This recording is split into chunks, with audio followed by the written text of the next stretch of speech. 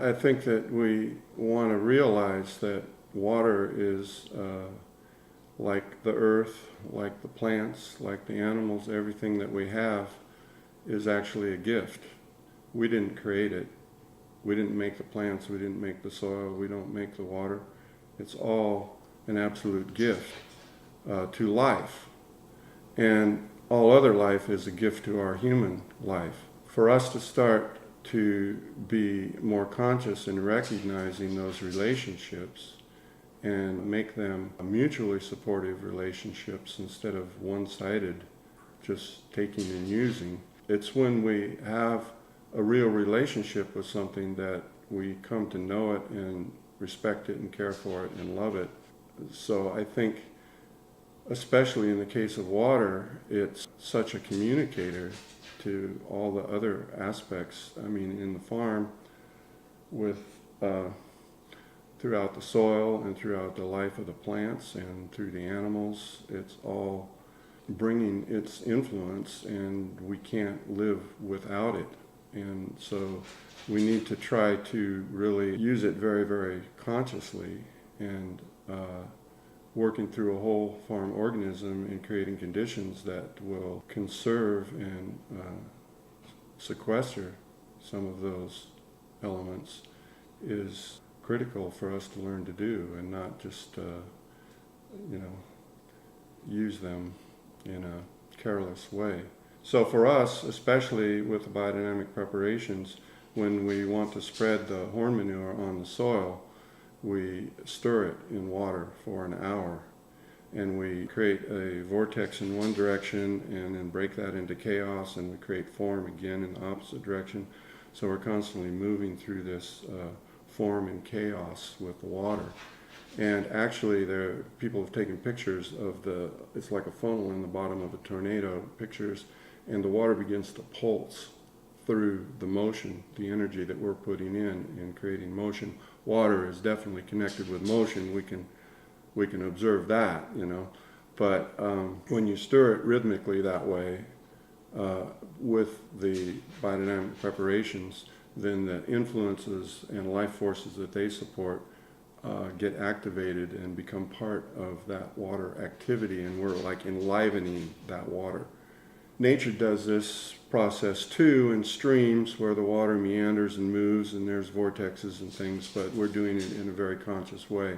And then when we spread that water back out on the soil, preferably when the soil is damp, so that the moisture of the preparation and especially enlivened water can connect with the body of water in the earth, then we bring those influences into the earth and the life activity.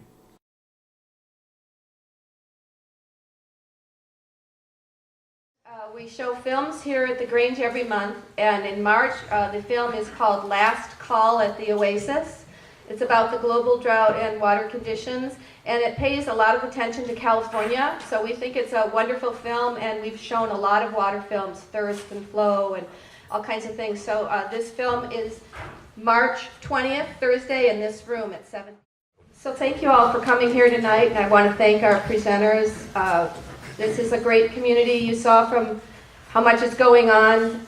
You might as well just get a sleeping bag and lay it down on Main Street and walk from one great venue to the other, because every night there's something good. I'm just kidding about that, by the way. So I want to thank our co-sponsors, Willits Economic Localization and the Grange. The Grange started 150 years ago as an organization in support of local farming. And we're very proud to tell you that we are back doing that job again here at the Grange. So we want you to come and enjoy our events, come as many times as you can. And I'd like to say about that Willits Economic Localization in 2004, in my world, started this water conversation along with conversations about energy, resources, transportation, community situations. We really are glad that Willits has this wonderful transition group, and you're all welcome to join well and help us all transition our community into a vibrant place during these hard times. So what road do we want to take on this journey? It appears that even Caltrans knows there's a serious drought and are asking us to help save water. I saw these signs, I saw 50 if not more through Southern California. So we all want to help save water, but what does that mean? How can we really do it? So tonight we thought we'd take one piece of the puzzle, which is how to grow food and plants in a situation where you don't have a lot of water. We're going to call it the drought tonight. One possibility is to go back and look at ancient techniques and watering methods. So water collection, how many of you have buckets out in the rain? Yeah, good. So this is my collection of buckets, plus something I saw in Greece. I wish I had that rack at the upper left, right? But anyway, so I have a 3,000 gallon tank in the middle of town that I collect water, and it's almost full. It was very empty as of January with the 4 inches, but it's filled itself up. It comes off the roof of my garage, just actually 1/4 of the roof of my garage. So it's a very small area that you need to collect water of that quantity. I suggest you look into it. Is anyone here tonight talking about water collection at any of the tabling in the back? Maybe the city has information. You can talk to me later too. It's really easy to install. Max Myers he installed my water tank, as a matter of fact, so he's doing something else now. Okay, gray water. How many of you are bucketing stuff out of your house? Great. And how many people actually have a gray water system installed? All right, that's awesome. This soap, Oasis, is one of the best soaps that we've found that you can use. It turns into garden nutrients. So if you're worried and wondering about the soaps, the shampoos, the conditioners, if you use Oasis, their general cleaner, you can shampoo your hair with it, and it turns into garden nutrients. So that's sold at Mariposa if you're interested in upgrading your soap. Here's a better gray water system than buckets, and this is an inline system. And for those of you who want to see it after 9, I have a 16-minute video taken from the gray water installation class that the city of Willits did a few years ago. They installed a number of systems. There's a list of installers on the back table if you're interested in hiring someone to help you create a gray water system. And this 16-minute film will be on up here while you're mingling and doing other things. So it's very cheap, $500 to $1,500. Here's a very fancy and beautiful residential gray water system in an urban area. It's a gorgeous looking fountain. These are the gray water installers. Like I said, there's little pieces of paper at the back. You can take a list home. So the city of Willits, I went and visited with them earlier this week, and I found out that 15 to 20% of the older homes in Willits probably have wells in their property, and the city is fine with you redeveloping your well. If you need to drill a well, you need a permit. It's not from the city. I forget who issues the permit. Someone does, but you need to get a permit if you want to drill a well in Willits. But you're welcome to do that. It'll help our water situation by taking it out of different areas of the aquifers. Here's a little section on Olla jars. Hunter is going to cover this in more detail toward the end. I actually made a couple of Olla jars, and they're on the back table. An Olla jar is something you bury in the ground, and it allows water to seep slowly to plants. You can make one for about $5 using materials from Spare Time. It looks like that. It's 2 pots glued together. The bottom is closed off, and the top lid actually is just a lid on there to keep insects and frogs out, and you can pour water in the top. So it's very simple to make these Olla jars, and it's a nice way to water in a dry, arid situation. Here's another method of creating water in your garden. It's called Ecology, and it actually, all it is burying wood. You bury wood in the ground. The wood has to be really wet, or it'll soak water from its surrounding place, but it will hold water all summer long. So next fall would be a good time for you to build hugel beds, and or if you have a bunch of sunken logs in a pond and you want to drag them out and build a garden bed on top of those, they're soaking wet, they'll hold water for that little garden bed for probably most all the summer. You might not have to water at all. You'll just have to find out how it works for you. And there's a drawing of hugel bed as it slowly decomposes and things begin to build up. So we will have the presenters and the tables after our question and answer sessions. So our first speaker is Ursula Partch. She's a permaculturist and she's a teacher of permaculture, and she and David want to tell you about how to build your soil. I hope you didn't expect to hear all about permaculture in 6 minutes. I would like to keep it to one thought for tonight. Partner with nature and with your natural allies. Specific strategies depend on your situation, and they require careful consideration in years of drought or abundance of water. Your most important ally in the garden is the soil. And interestingly enough, another very important ally to build the soil would be plants. They are living pumps moving water through the system. They provide microchannels for the water. They provide the soil microbes with food and water. They increase organic matter in the soil. Did you know that if you can increase the organic matter in the soil from less than 1% to just 2%, you can reduce your watering needs by 75%. They also capture nutrients from nature. Permaculture idea about water is the best and easiest way to store water is in the soil. The mantra is slow it, spread it, sink it. If you want to know about specific strategies, this is an excellent book, Brad Lancaster, Rainwater Harvesting, Volume 2. I'm just going to touch on a couple of them just to mention them. Minimal soil disturbance is good to retain organic matter and moisture in the ground. You can do swales, also called contour burns, capturing water in a slight slopey area. You can drain water from your roofs or other hardscape into planting areas that are low. You can have sunken mulch planting areas if you have a flat soil area, wouldn't work in a wetland. Sunken beds use 25 to 50% less water than raised beds.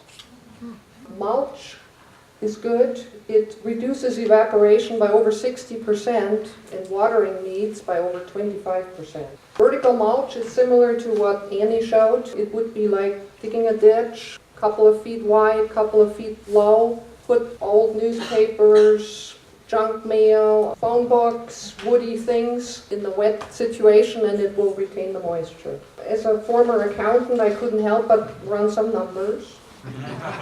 And I was calculating, like if you live in the city of Willits and the water restrictions are in place that limit you to 6 units of water per month for a residential area, how much can you use?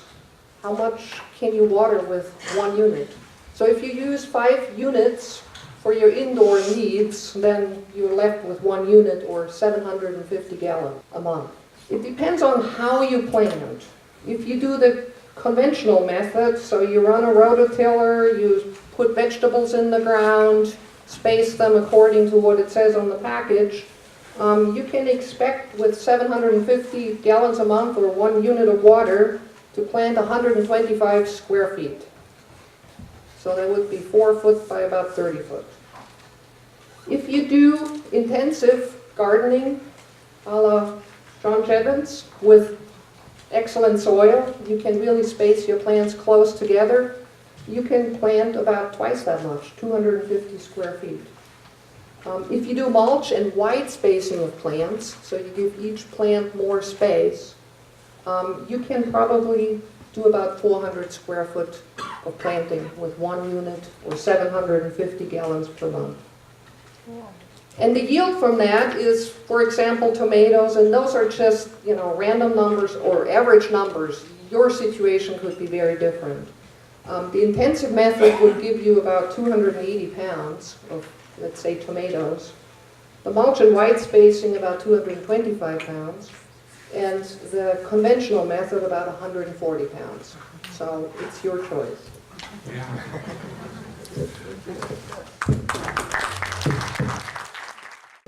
This man needs no introduction. It's John Jeavons, biointensive, how to build your soil and use less water. I want to have a kind of an overview for starters. I want everyone to realize that this is not temporary. Thank you. The United Nations Food and Agriculture Organization says that 5.5 billion people, 75% of the Earth's population is going to be at risk within 11 years. Already, Africa, which has 1 billion people, has 35% on starvation track, and by the end of next year, it's going to be about 50%. So you really should be figuring out how to store your water long term. So we have a number of aids for you back at our table. for you to pick up, after the presentation. I want to tell you what a few of them are. First of all, one of the things when, as Ursula indicated, that with biointensive you can grow more beds. 2.5 beds rather than about 1 bed with the amount of water that's allocated monthly given certain assumptions. But in the 2 biointensive beds, you can grow 2 to 6 times the food in each bed with that amount of water. What we found is that for vegetables, and I'll tell you exactly what the elements are that make that possible, you only need 12% of the water in order to grow a pound of food compared with other techniques. This is very, very little. So it's the per pound of food that matters per unit of water, even more than the amount of area that you have to grow in. Now, there are a number of crops that are very water efficient, and some surprised me when we developed this list, which we have some back at our table for you. The most efficient is sorghum, and one of the best sorghum varieties for this area is Dale, John Coffer strain sorghum. It's for northern latitudes. You get 27 calories from the sorghum per gallon of water. Flour corn, 15 calories per gallon of water. Tomatoes, 12. Leeks, 10. Salsify, 9. Carrots, the surprise for me, 7.5 calories. I always thought carrots just really scarfed water down, but actually they produce a lot of calories for the water that they have. But they produce with the same water efficiency as potatoes and sweet potatoes. The rest of the crops, including amaranth, amaranth only produces 2.1 to 2.6 calories per pound of water. So I always thought it was, water efficient, but it's not that water efficient. The fact that if you have a significant increase in your amount of organic matter in your soil, you can reduce the amount of water you need to grow food by 75%. But there are 2 other elements, and we have this handout. There's enough handouts back at our table for everybody here. Properly spaced plants can reduce water usage by an additional up to 63%. So by having enough organic matter in your soil, you can drop it by as much as 75%. And by having the plants close together, you can drop it, we'll say, by another 50% or as much as that. Last but not least, if you have the proper amount of nutrients in your soil in the right balance, you can reduce the amount of the water you need to grow food by 75 additional percent. If you put all of these together, you can grow your food with as little as 4% the water normally required. This isn't going to normally happen. It's going to be closer for vegetables to 12%. So I want you to focus on is long-term, and I want you to focus on using the soil as your water reservoir. And that's what a number of the techniques that Annie has talked about are or lead to. What's going to happen, according to Mother Jones and to other people, is the price of vegetables is going to triple because California is producing about 90% of them. So you're going to want to produce your own. I think what you need to do, we all need to do, is come from a position of abundance, not scarcity. Grow biointensive, sustainable mini farming, when practiced properly, can make your water worth lots more. You need almost none of it to grow your food. So let's think abundance and self-reliance and sufficiency. I hear. And 2 more things. I'm going to leave a bunch of resources for the well library. And this one is about stone mulching. And you can actually use stones in your path, and you can put compost in your path, and the microbes make additional nutrients available. This is lettuce growing in the hot weather in Pennsylvania in the summer, working very well, thriving. Then Ecology Action also has a booklet, which is essentially written by Carol Cox, a Willits resident, an Ecology Action staff person, growing more food with less water. So there's these publications and some more that I'm leaving for the well library. I think that my time's up, and so that's fine. But again, soil Building your soil is where it's all at. Long-term is where it's all at. Sort of short-term devices and techniques are good for the short run, but if you don't build your soil, you're not going to have anything. There are, by 54 years from now, the whole planet's going to be a desert. It's academically not arguable, unless we do things differently. In addition to that, you can make a really good case that there's only 32 years worth of farmable soil left in the world. I'm 72 almost, so that means in about half of my lifetime, there's not going to be any more farmable soil left unless we grow soil. So the message I want to leave with you is to grow soil. We have 3-day workshops on how to do that. The next one's in November. We're giving one right now. But last but not least, remember, for 75% of humanity, they've got 11 years left. We're working on that one. There's a man here at Anderson who produced Fall and Winter, a wonderful video. He's currently working on 100 hours of webinars. We gave a 2-week farmer's course in January, and those are going to be on the internet for low-income people for free and low cost for everybody else. The first one that's going to be issued by the end of March, I think, if not before, is going to be on low water food growing. Thank you. I have to go. As you can see, these people are living libraries. They have much more than 6 minutes in them, and we're pushing things along. Tonight is a broad stroke, so there's plenty of opportunity for you to learn more from each one of them. My next speaker is Larry Desmond, and Larry is many things. He's a Renaissance man who knows a lot about the local geology and botany, plants, drills wells, water, finds water. Tell us about yourself, Larry, and I said everything for him. Okay, Larry, go. Hey, I'm glad to be here, finally. And my notes are behind me, but I'll do the best I can. Sorry about the drought. It's really inconvenient to all of us. The good news out of this whole thing is it wakes us up so we can do some planning, be thinking about it. I've been involved with water for 30 years, and generally people just want more. And that's not going to keep working. We need to be doing something.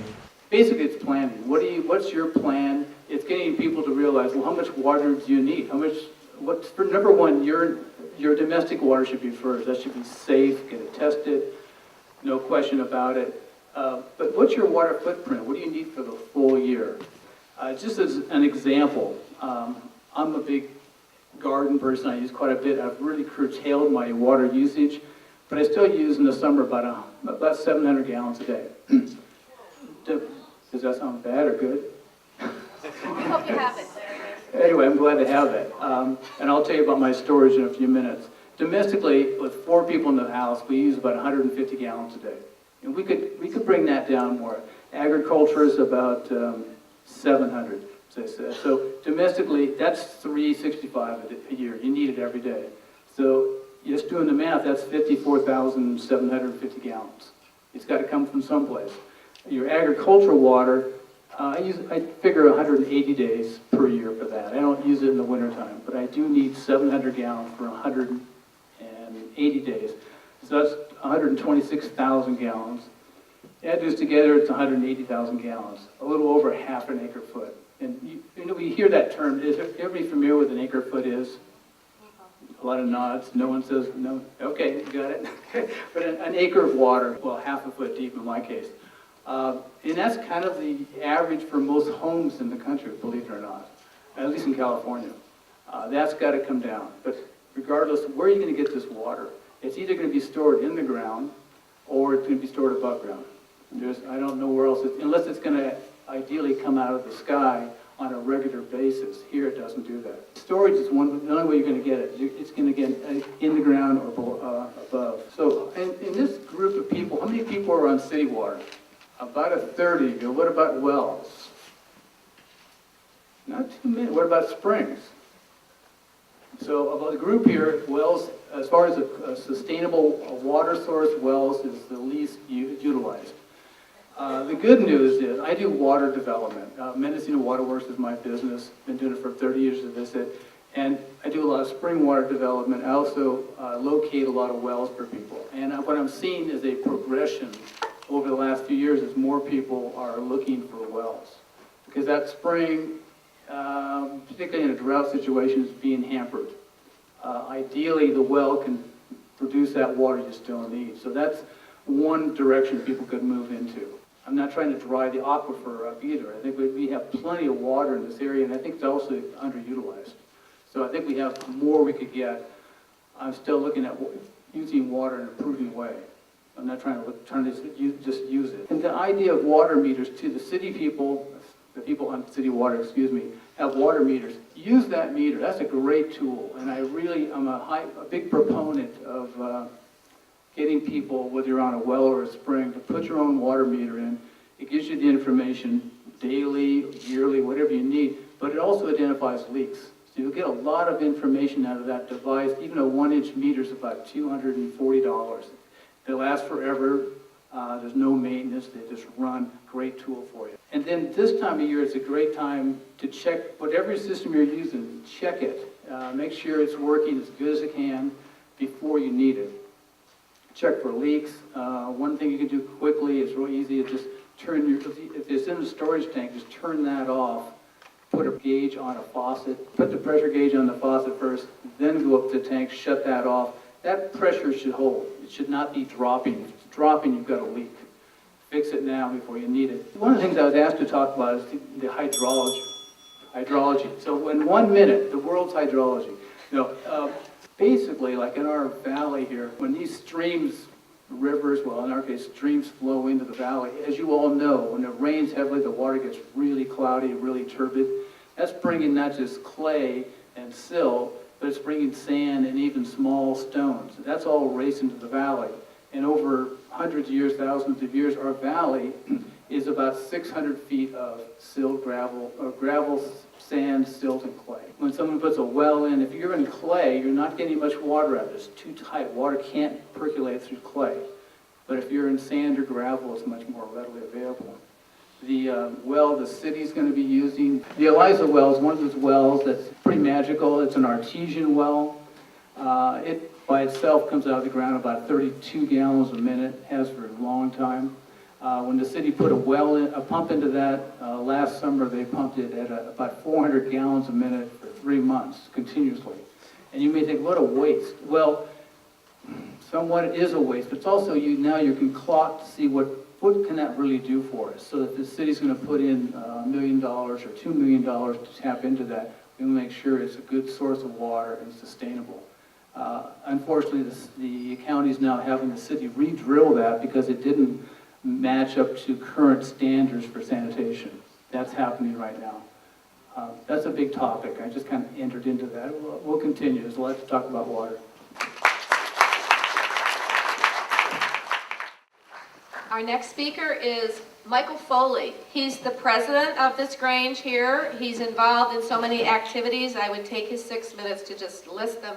But I will say that he's also the market manager for the farmers market here, and he keeps his ear to the ground with the local farmers, the truck farmers.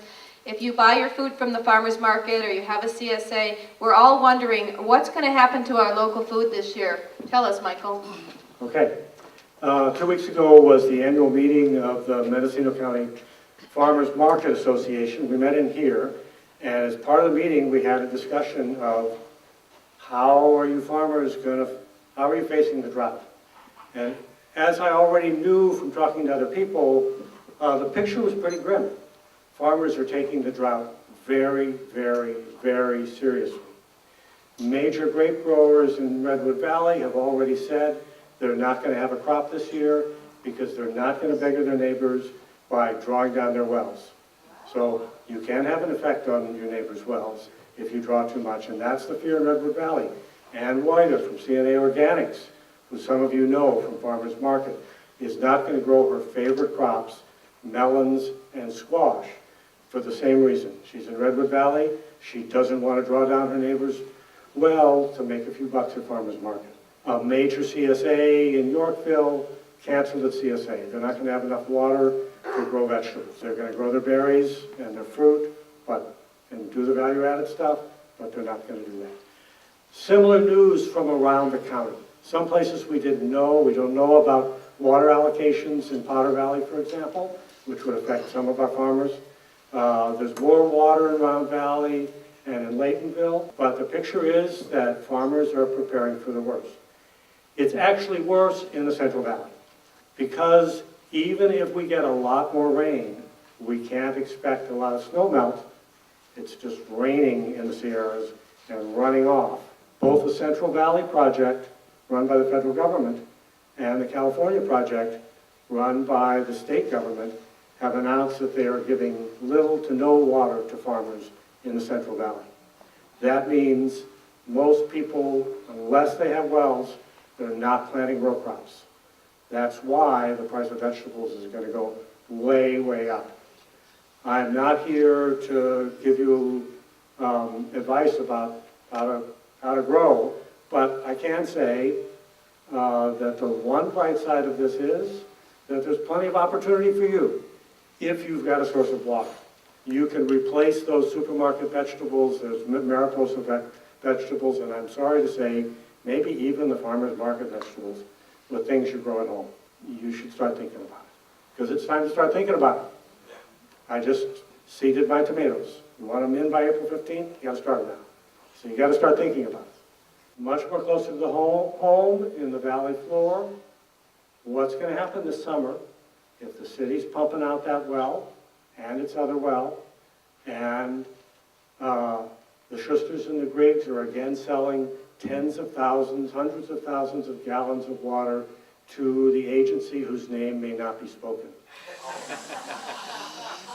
Our well's going to start to go bad. There was already some indication last year that that was happening. We don't know. Our politicians have made decisions without information. That's right. Which is why they didn't want to use the wells in the first place for city water, right? But they've made decisions. We don't know.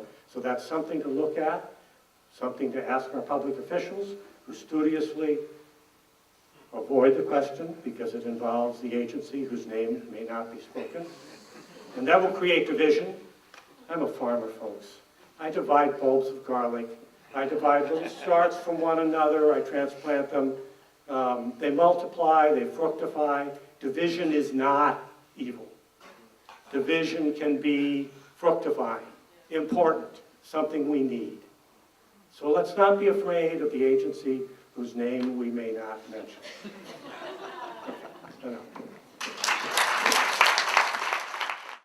Our next duo of speakers is Dave and Jenny Watts of the Sanhedrin Nursery, and I hope many of you are their customers. They have a wonderful place. It's so beautiful to go there any time of year. Jenny does an article in the paper all the time, you may have read, and they've been studying about individual plant needs, and I know Dave would need a lot more time to give us an idea, Dave, of how should we use our water. A month ago, when I was asked to do the little talk here, we were looking at conditions that were a lot worse than we are right now. So I actually have prepared my notes for the worst case and what I call survival mode for our orchard tree. So that's what I'm going to present here a little bit. And what I wanted to express to you is that our orchard trees are very intelligent entities, biological living beings, in that when they don't have the water they need to function properly, what do? They lessen their water use. How? By eliminating parts. So you begin to see wilt, you begin to see some scorch, you begin to see even branches maybe start to die back, and you see fruit fall. Now that's the natural intelligence of this plant, this tree, dealing with lack of water. And I want to honor that then, as I'm trying to come up with methods to assist my orchard to survive in this very worst case scenario of I have no water or very little water to apply to it. So to do that, I have 6 tips. And this is survival mode now. 1, mulch. And you've heard that from permaculture. There's living mulch you can put on, but this is not living mulch. This would be wood chip mulch or straw or cardboard or any non-toxic substance you can use around your orchard tree, 3 to 4 inches deep, Keep it away from the trunk so you don't encourage fungal spores and rot on the trunk. Now, in a worst case, I would even put the breathable landscape fabric down, because that will hold back what? Evaporation. Evaporation from the soil is a major loss of the storage of water in the soil. So in a worst case scenario, mulch, put fabric under it, and you can use biodegradable cardboard or mulch, underneath the fabric even. The mulch. Now, make sure your soil is moist before you put your mulch on. You want to have the reservoir full if possible, or let it rain or irrigate it if you have the water before you put the mulch on. Now, number 2 is trees will naturally begin to drop their fruit during droughts to minimize their water loss. So you can assist that. If you have no water at all and you have an established orchard, don't let it fruit this year. Just take all the fruit off. And that will help the tree it will use the water available then to survive and maybe not go into shock of wilting and dying leaves and so forth. Now, do that thinning of your fruit within 30 days of fruit set, and you actually will help next year's cropping if you do it soon. Don't let it, get large. If you lose all of your leaves on your tree, you can use latex water-based white paint, diluted 50%, or the kaolinite, the clay, real fine clay substance, to help reflect heat to keep your trees cooler. Now, the third tip is that we want to slow down transpiration of a tree. The transpiration is the water leaving the leaves, the stomata, which is the basis of photosynthesis from the sunlight coming and the energy that's made from the elements of the soil. But plants naturally transpire, and they're losing leaves to slow down their transpiration. We can help that by thinning a little bit of our leaves off and shading your fruit tree with shade cloth. If you have a small tree, of course, that's easier to do, but put it in the shade as best as you can. Now, this brings up the point that most horticulturalists and biologists say, do not heavily prune your tree during a drought.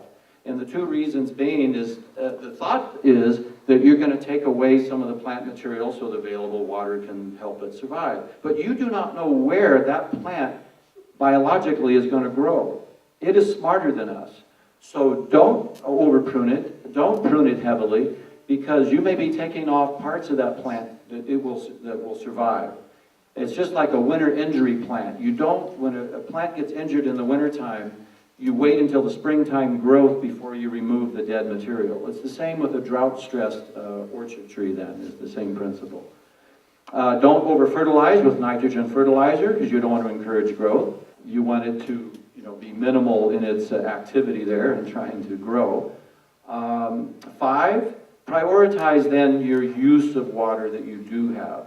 And there's newly planted trees under 3 years of age should have all the water that they need. If you let a newly planted tree or a young tree less than 3 years old stress, it will be stunted and it probably will not recover. And you'll have to remove that tree and buy another one from our nursery.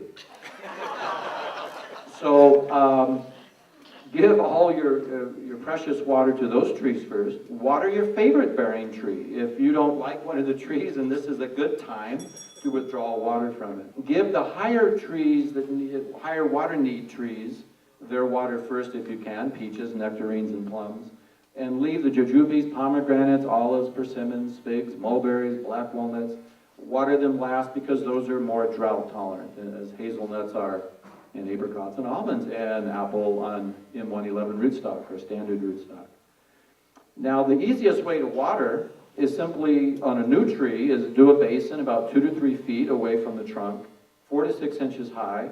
And for a young tree, one you just planted, all you need is about 5 gallons of water in the springtime, applied to that weekly, 10 gallons in the midsummer period, and maybe 5 gallons after that in the fall period before dormancy ensues.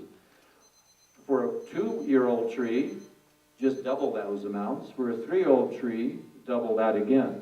And those are the minimal needs according to our ET, our evapotranspiration rates in our valley. So that would help those trees give everything they need. If you have a tree over 5 years old, this is the minimal water is roughly 30 gallons from bud break in the June per week, 60 gallons from July to October, and 30 gallons November to December. That's minimal. Now, as trees start to have those conditions of deficit watering, they will have more diseases, they'll be more prone to fungal problems, and that's one of the reasons we have the water, we do want to, apply and give what they need. Jenny, you have 30 seconds to... It's that way at home, so it's okay. Well, other people have covered vegetable gardening pretty thoroughly, so I'll just add a couple of points. One word that's tossed around is the evapotranspiration rate, which is the amount of water that your plants use. I think it's important to realize that this is the combination or the addition of the water that is evaporated from the plant leaves and the water that is evaporated from the soil. So anything you can do to reduce one or the other of those is going to make your water go further. So mulching will keep more water in the soil, reduce the evaporation from the soil. Using shade cloth to cover plants, particularly when they're young and you have a lot of dirt showing between the plants. You want to try to minimize the amount of water that's going to be evaporating from the soil. And water deeply. When you water infrequently and deeply, because you want the roots of the plants to go down deep into the soil, and that will allow them to survive from one watering to another. If you want to prioritize what you're going to plant this year, I'd say get those potatoes in the ground right now, because potatoes probably are the best food value of any of the vegetables that we plant, and the soil is moist now, and so it's not going to require a lot of additional watering for both potatoes and your spring crops. So that's a good place to start right now.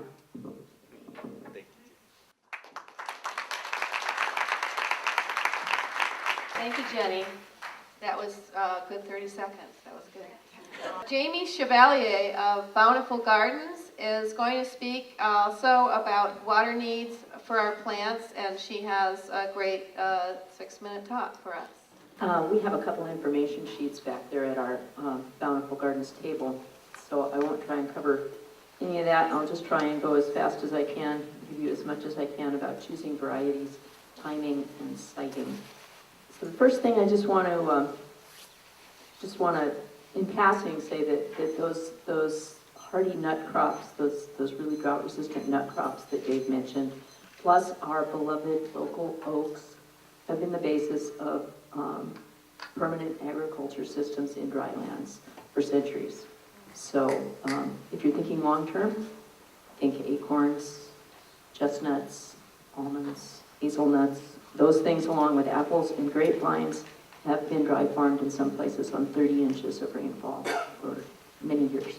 John Jeavons has done a lot of work on this, Grains for Home Gardens. A good place to start is with barley. You can plant it in February, and about the time that things start getting really hot and dry, you're already harvesting it. Vegetables, we all know, need more water. But think about all those wonderful Mediterranean crops. Arugula, brisée, romaine, radicchio, lacinato, kale, broccoli. They're all Mediterranean names, and they were all grown in the winter and spring when there's really a lot of water in the soil naturally.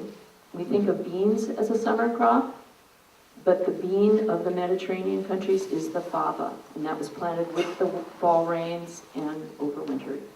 And again, about the time that it gets hot and dry, it's done. So there's a lot of talk about hoop houses, high tunnels, all of those things, but and they have their place. But the tool that was used by the 19th century gardeners in Europe to produce 8 crops a year, and that enabled them to pump out those winter greens even in climates as cold as ours and colder, is the hotbed. It's low tech, it's easy.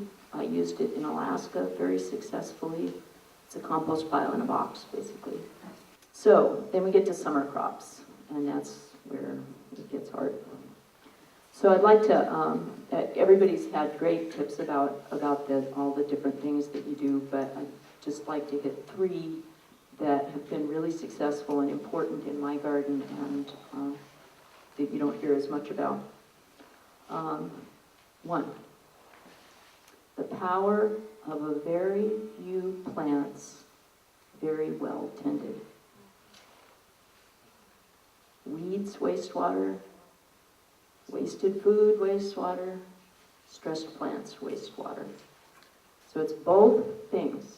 It's a few plants, but it's also really being attentive and knowing what those plants need. And we all know that we tend to plant more zucchini than we need. Second thing is look for plants, varieties that have deep roots. How are you going to know? Deep-rooted plants are usually big and vining. Breeders dwarf plants the same way that fruit tree growers dwarf plants. They cut down their root systems. They have weaker root systems. That's how you get a bush squash. It's how you get a determinate tomato or a really small framed plant. So look for the big and the vining ones because they'll have a big root system. There are a few exceptions. Tepary beans, dark star zucchini has just been bred with really, really deep roots right up in Humboldt County. But those are exceptions. So generally speaking, I'm not aware of very many dwarf plants that can get their roots down to where the soil is cooler and wetter. And the last thing that I want to remind everybody of here is use shade. Very few plants actually want sun all day in California. Garden books all say they do, but they're written back east. Their sun isn't as intense. With cool loving crops like peas and lettuce and kale, I tend to put those in a tub right under the eaves on the east side of my house. Sun comes up at 6 or 7. By noon, they've had as much as they need. You give them any more, they're just going to be sucking up water to try and keep themselves out of shock. Even tomatoes and peppers, 95 degrees, 90 degrees, they're going into shock. They're going to start, they're going to stop growing and they're going to start aborting fruit. So give them a break, give them a little relief, give them some shade. You can put branches, you can put cardboard. Sometimes I'll make a wall just with bamboo fencing. Taller plants, give them a break. And to go back where we started, get those nut trees and put them on the west side of your garden.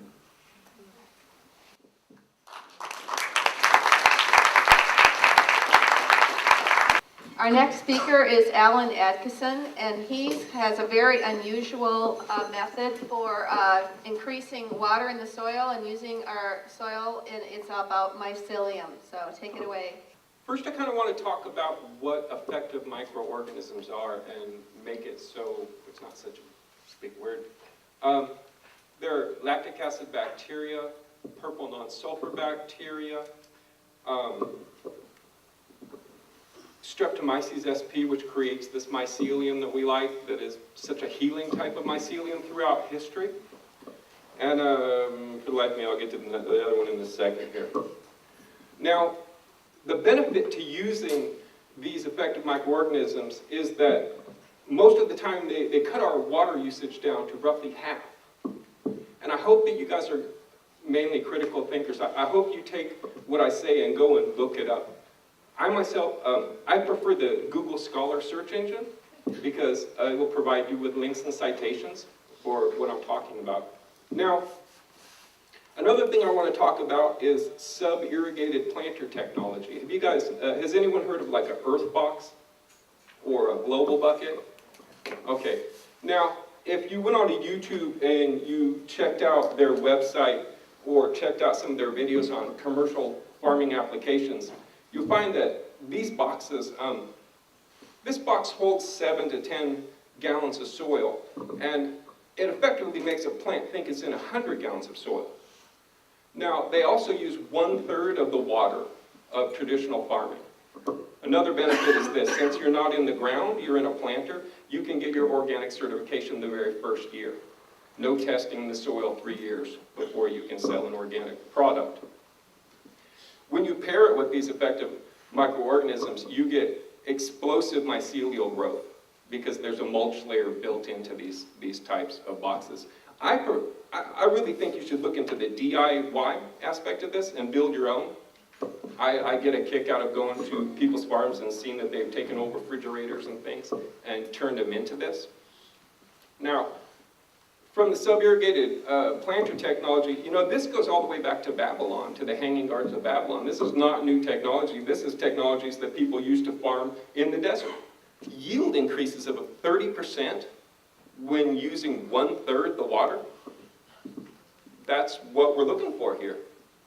Another thing is, I don't know if you guys can tell, but I talk about pot a lot. And I want to talk to you guys about pot a lot, because I think that we're all pretty tired of not being able to take our dog to the creek in the late summer in a lot of the places between here and Garberville, because the water can kill your dog. And if it's doing that to the dog, you know it's doing it to the deer and the other animals too. So it's just not fair. Now, these myceliums and these probiotic microorganisms, in nature, they would have protected the plant. When we use NPK farming nowadays, we have to use pesticides and fungicides and things to protect the plant. The reason is because as soon as we feed the plant with a synthetic fertilizer, the plant is aggravated and it calls out the bugs to come and destroy or cull the plant. I mean, the bugs have a job in nature too. That's why if you grow with these, the bugs seem to come find you and attack no matter what you do. They're just doing their job. Now, to me, it occurred to me that since we can't use a pesticide or a fungicide when we use these effective microorganisms in the garden, because it'll kill them off, just a very little whiff of it will kill them off. Well, in the pot industry, what I've been trying to leverage them to do is down at the clubs, test for the presence of these probiotic microorganisms, because they will be a bioindication that the plant, one, never was sprayed with a pesticide, two, never sprayed with a fungicide, and three, for the most part, if those organisms are on that plant material, it proves that the planet is actually a better place because that plant was ever grown. Now, if we do this and we get these clubs to test for these microorganisms, we can pretty much put the synthetic pot growers up here out of business because they won't have a market. And everyone's looking for that little edge in the market. How can I stay in the market? How can, because, that's what a lot of people up here do. Let's not kid ourselves. If we get even just half of the pot growers to use these effective microorganisms, that means that half of them are using half the water that they're previously using. That's even in the ground. That's not talking about if they get with Clean Green or some of these other certification firms and they come in and they say, hey, and it was even grown in a sub-irrigated planter. That would be a certification that we would call probiotically farmed. The combination between effective microorganisms use and sub-irrigated planter use. So, I'd love to talk with you guys a lot more about this if you're interested. I've started a company up here in Laytonville making these EM bokashis. We call it dregs because we can kind of get through to people and they understand the concept better. People just don't understand bokashi and fermentations, but if I tell you that your ancestors, when they made beer or mead, the dregs, they would have put that in the compost. They would have put that in the garden because it's beneficial. So I found a way to get traction with people and get them to kind of understand the bokashi principles. My name's Alan Adkisson. I've got a background in large-scale fermentations for the dairy industry for over 20 years. And I'd like to talk more to you guys about gardening. So our next speaker is Hunter Flynn, and he is from Ecology Action, and he has an Olla jar sitting in front of him, and not one of those homemade ones at the back, but a very beautiful one. Tell us all about Olla jars, Hunter. That is an Olla. It's from Mexico. We have been using Oyas at Ecology Action for a number of years, but in the last year I've taken a special interest in it and been doing a lot of research into how to use them properly. Last year I made about every possible mistake you can make when using an Oya, so I want to go through what are some beginner's mistakes that you might do if you're going to buy an Oya and use an Oya in your garden. So first of all, Oyas are incredible because they're self-regulating systems. If the soil is dry and you're lacking water, it'll put out more water. If it's moist, it's not going to put out as much. We really need to take advantage of the rain that we do get in the winter. I highly recommend cultivating 24 to 36 inches deep in the fall before winter rains come. What we really like to do at Ecology Action after we cultivate in the fall is to plant cereal rye and vetch. Cereal rye is one of the greatest producers of organic matter in the soil. Vetch adds a lot of nitrogen. Organic matter, specifically humus, holds about 4 to 6 times its weight in water. And then grow cereal rye, vetch, you can store an incredible amount of water in the soil. If you can cultivate in the fall and then plant early in the spring, that's a great combination to allow this guy to work properly. A properly made Oya has a long, slender neck. What that does is it waters the subsoil. It does not water the topsoil. By not watering the topsoil, it's actually creating a very dry dust mulch, essentially, in the top 2 to 4 inches of your soil. I would highly recommend planting tall, well-established transplants because the top 2 to 4 inches is not going to be extremely moist. So plant tall, well-established transplants that can get with deep roots, that can get down and access the water that's coming out from the lower part of the pot. The purpose of these guys is to water the subsoil, and in doing so, it's creating a dry layer on the top. If you take advantage and you cultivate in the fall, you really store water well, you get organic matter into your soil, you plant these guys early, there's not going to be a need to water throughout the season. If you include drip irrigation to the pots, you never have to go out there. So, but that's not fun. You want to hang out with your plants. All right, thank you guys so much. Have a good. So Jerry Jordan from Drip Works, we got him out of the office. He rarely makes a public appearance. He's going to tell us about the amazing things he can help you do in your garden with drip system. I've been gardening for 30 years here in Willits, and it wasn't even until about a year ago that I personally realized what a waste that I was doing with the water. I never really analyzed it. I never really tested with my finger to see how much water I was using. At our property, which is just outside of town, we had to go with all raised beds because we had gophers that were just tearing it up. We had to fence underneath the beds, build up the soil in them, and we put it all in drip, which is pretty simple and easy, except you don't know exactly how much water you're using with drip in an area. You know, one gallon dripper, you know, was putting 1 gallon per hour on a plant. But when you densely water it with inline emitters or something of that sort, where you want to water the area rather than just the individual plants, you just put out the lines, run your timer for 10 minutes at a time, and you think you've got it all solved. And it looks great in times of a lot of water. When your water is low, when you're really starting to worry about how much water you have, then you start analyzing, well, at the end of my 10-minute cycle, there's water running out of the bottom of the bed. I use emitter tubing with 6-inch emitters. The spacing is 6 inches between the emitters. My beds are 4 by 8, which is fairly standard and easy to work with. When I put it out there, I put 5 rows or 6 rows of this little stuff out there. And it's amazing how much water you're actually using. Each emitter is a ½ gallon per hour. I did some analysis this year, finally, after all this time, and realized that in a 10-minute watering cycle, I was putting down a full inch of water. It's too much water at any one time for a given bed. I was doing this twice a day. So 2 inches of water in a garden bed was just ridiculous. And I had water running out, and I thought, what's wrong here? You know, is the soil so loose? Because we had nicely built up composted soil. What was my problem? I finally did the math this year. And I'm a math major. But I was just too darn lazy to do it. I just thought, I know what I'm doing. It was ridiculous. I did some other math with other spacing of emitters and with less rows in the garden bed, and I found that I could probably get by with 2 to 3 minutes of watering once a day, and it would do fine for these beds. The spacing was too close, everything. There's other ways to do it, and when you're considering saving water, when you really need to save that water, you don't need to do what I did. You just go back to the basics. Stick your finger in the ground, watch for wilting on the plants, and gradually take the time that you have your timer set for less and less timing until you find a place where you have to level it off, where you have to maybe add a little bit more to reduce the stress on the plants, but you have to learn.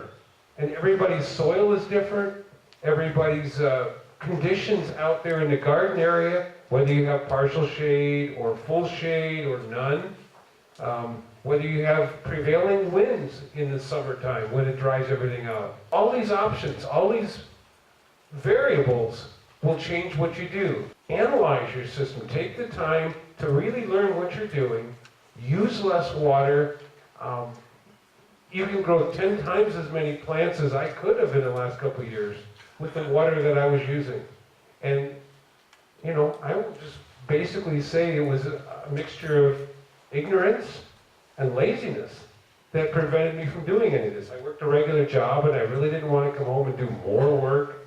So I would just kind of ignore it and say, oh, it'll go away or I have plenty of water.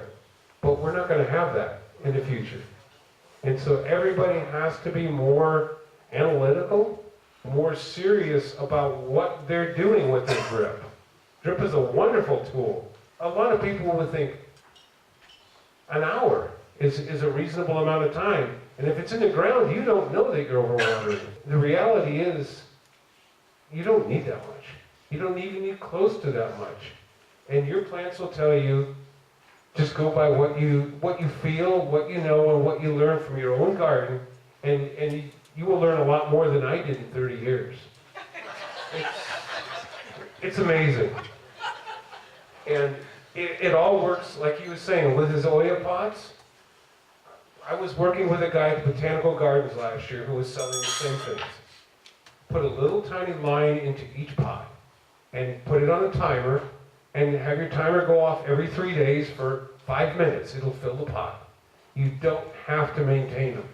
It saves so much energy if you're doing other work on the side. If you actually have a full-time job plus your garden, you can relax when you come home. You don't have to go out and see. And it really makes a huge difference. Thank you very much for coming.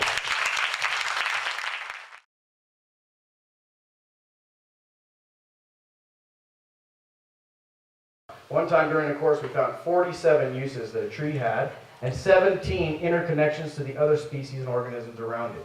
That, my friends, is a permaculture model.